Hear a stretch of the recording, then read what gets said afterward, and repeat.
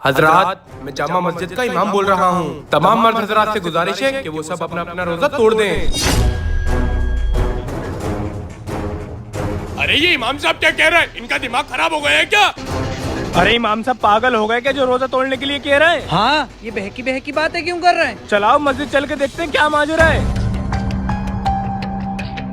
तू दुकान संभाल, मैं इमाम साहब से बात करके आता हूँ। अरे अब्दुल्ला भाई, तुमने ऐलान सुना? कैसा ऐलान? अभी इमाम साहब ने ऐलान किया है कि हम दोनों अपना रोजा तोड़ते हैं। अस्तगफिरुल्लाह, क्या कह रहे हो? हाँ भाई, सही कह रहा हूँ। जरूर कुछ और बात होगी, चलो इमाम साहब के पास चलते हैं। इमाम साहब, इमाम साहब। किधर है इमाम साहब? ये क्या ऐलान किया है इन्होंने? अरे अंदर चलकर देखो, अंदर होंगे वो। अरे इमाम साहब किधर हो? बाहर आओ।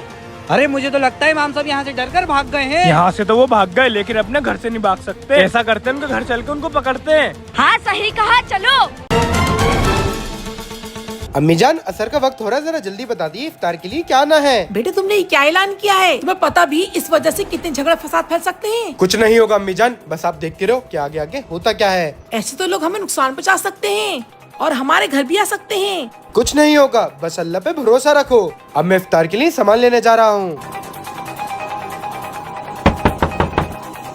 जी बताइए। इमाम साहब को बाहर भेजो, उनसे जरूरी बात करनी है। लेकिन वो बाजार इफ्तारी लेने गए।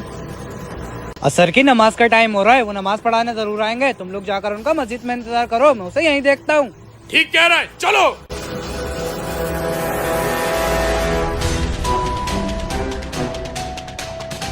अरे वो देखो, इमाम साहब आ गए। जी बताइए क्या मसला है। इमाम साहब आपकी इतनी जरूरत, आपने हमसे इतना बड़ा गुनाह करने को बोला है?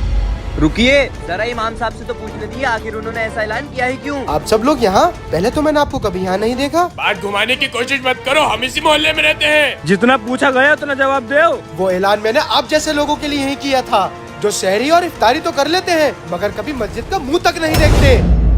रोजे का ये मतलब नहीं कि पूरे दिन भूखे प्यासे रहो, रोजे के साथ साथ बाकी फराइजों को भी अंजाम देना होता है। मैंने ये ऐलान इसलिए किया ताकि मैं आप लोगों की तवज्जो हासिल कर सकूं और आपको मस्जिद में बुला सकूं, क्योंकि मेरे पास इसके अलावा कोई हल नहीं था। रोजे का मतलब भूखा प्यासा रहना नहीं है, बल्कि रोजे का मतलब है कि अपने रब के आगे झुकना और उसकी इबादत करना।